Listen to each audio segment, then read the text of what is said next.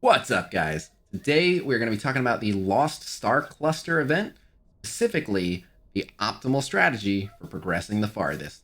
So let's get into it.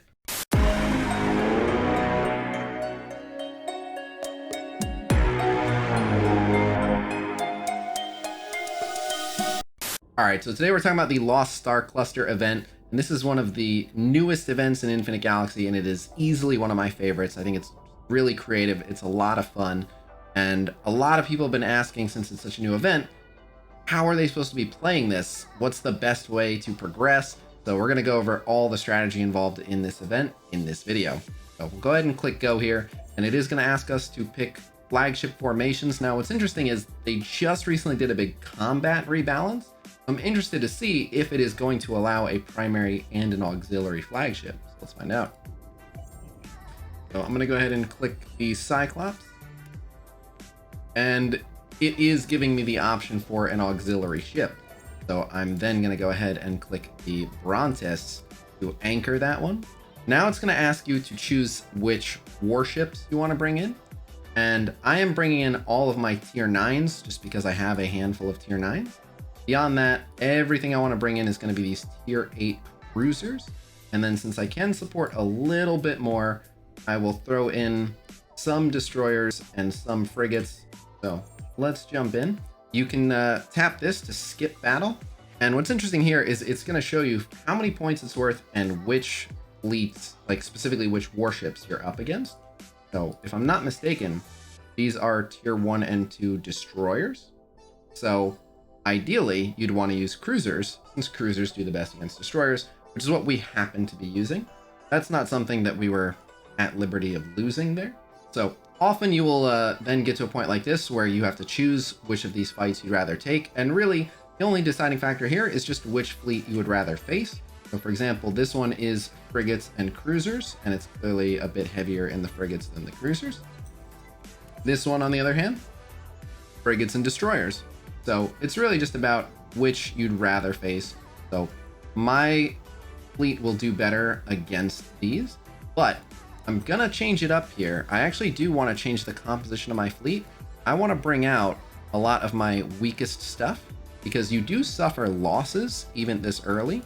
You want to save all your big guns and blow through all of your small stuff. Let that stuff take all the damage, and then you'll replace it as you go along with your stronger stuff, but you want to keep that stronger stuff waiting in the wings.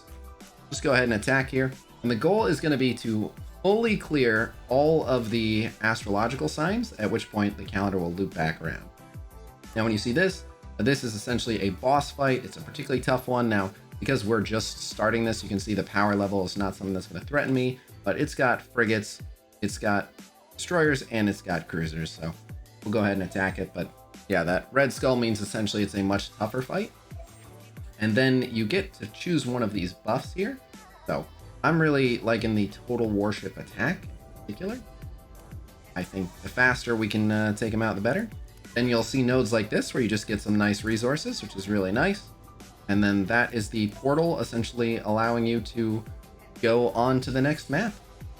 And first fight, these are just frigates. So they're essentially giving you the opportunity here, if we wanted to, you would do something like this. Assuming you have a mixed fleet, since you know you're just fighting frigates, you would want to take the ship that gets a bonus against frigates.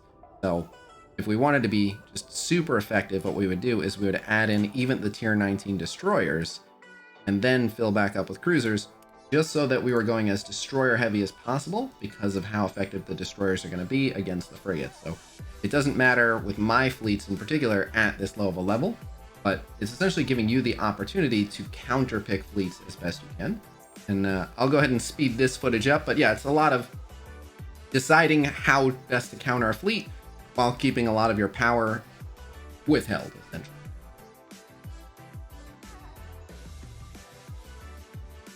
All right, and you'll also sometimes see nodes like this, where you'll see repair station. And what it's essentially going to allow you to do is repair about 20% of your damaged fleets, because this is a battle of attrition. Every one of these fights is slowly damaging and removing some of your warships that you would need for the following fight until eventually you run out and you have nothing left. So you'll occasionally hit points like this where you can at least repair some of them and allow them to keep going. So this one's pretty straightforward. You're just going to click repair, and now we're on to a boss fight.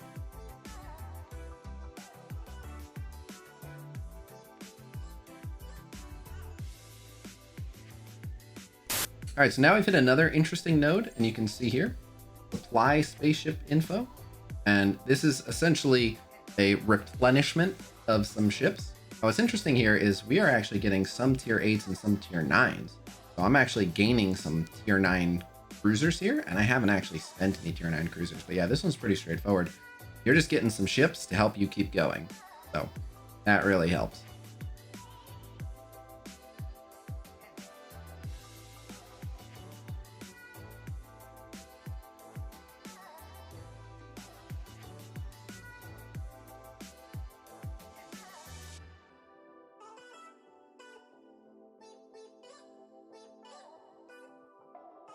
All right, so another important thing to note, you'll see here I've been slowly shaving off little bits of total leadership as the occasional ship is getting damaged. To maintain your advantage, essentially the stronger your fleet is, the faster you can wipe out all the enemies, and the quicker you wipe out the enemies, the less time they have to fire on you and destroy more of your ships. So if we go here and look, I can actually afford to send a few more frigates in. These extra few frigates that we're going to add in are going to essentially help by acting as frontline tanks, and you always want to regularly check to make sure that your fleet is full so that you're going into every fight prepared to take as little damage as possible. This is a very important tip. Definitely keep an eye on that.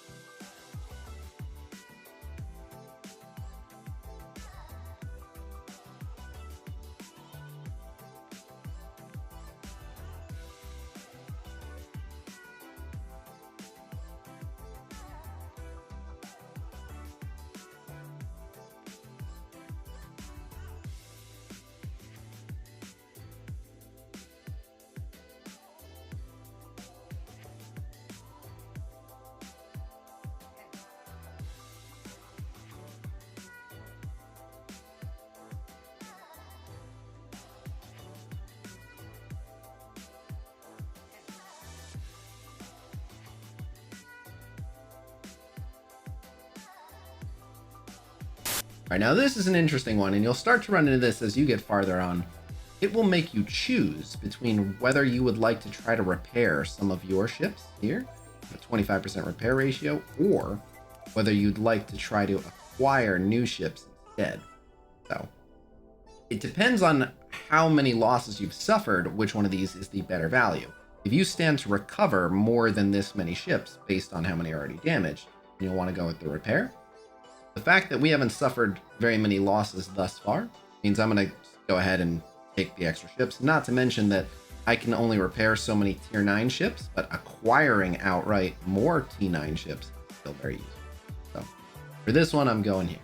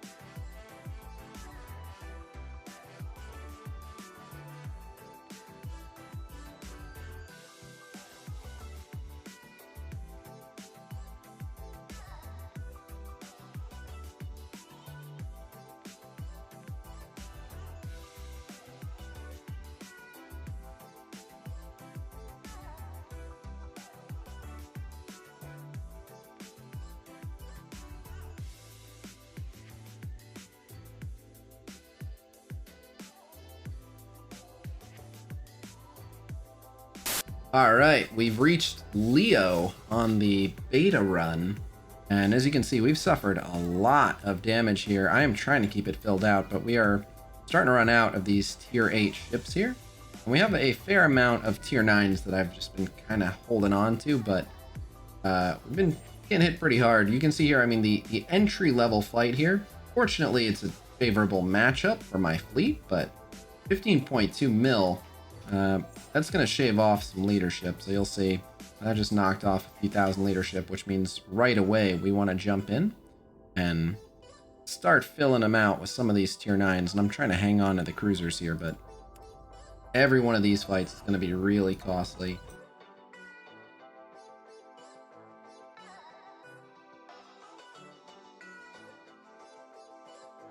Alright, so we're bringing out the first of the tier 9 cruisers, but we are refilling stronger than before. And what's nice here is that we get an all-destroyer fleet that we can face here, so that helped. And, oh man, those tier 8s are starting to drop like flies. Ooh, we'll be lucky if we make it to the next opportunity to repair, and we may not. That's a lot of cruisers. That's more mixed. Let's go with the mixed. Did get that win, but oh no. That is about it. So for every fight from here on out, we are going to be weakened. And of course, all frigates. Oh, that's unfortunate. But oh man, and then immediately a boss fight. This is rough. So we're winning, but man, I'll grab this cruiser shield here, but we don't have much left. I need more ships or a repair. If we can somehow survive to have an opportunity to repair, we might be able to get a little bit farther, but I'm not going to get too much farther. I'll have to look at what my total score is right here, but this event starts getting real mean towards the end.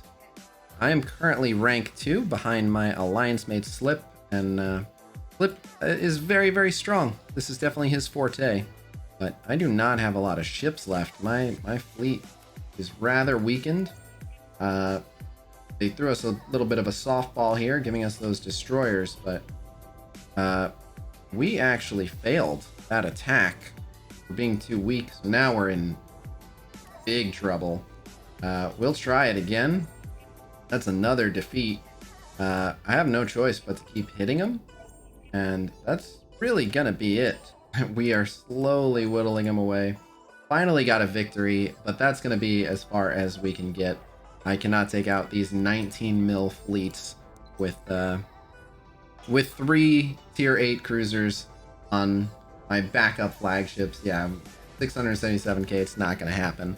But yeah, made it through the entire astrological calendar 1.5 times. Not too bad, but generally that is the concept behind this event. I really, really enjoy it, and I'm looking forward to seeing if any of my other alliance mates can take my second place ranking, so stay tuned for that.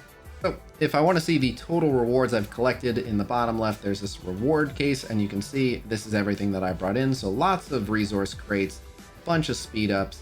I'm looking forward to popping open all these resource crates. A lot of crew XP, which is really, really nice. So yeah, a lot of really good stuff. Good rewards for this event. It's fun, it's challenging, it's fresh. Yeah, I just really like this event. But all right, so there you have it. That is my strategy for the Lost Star Cluster event in a nutshell.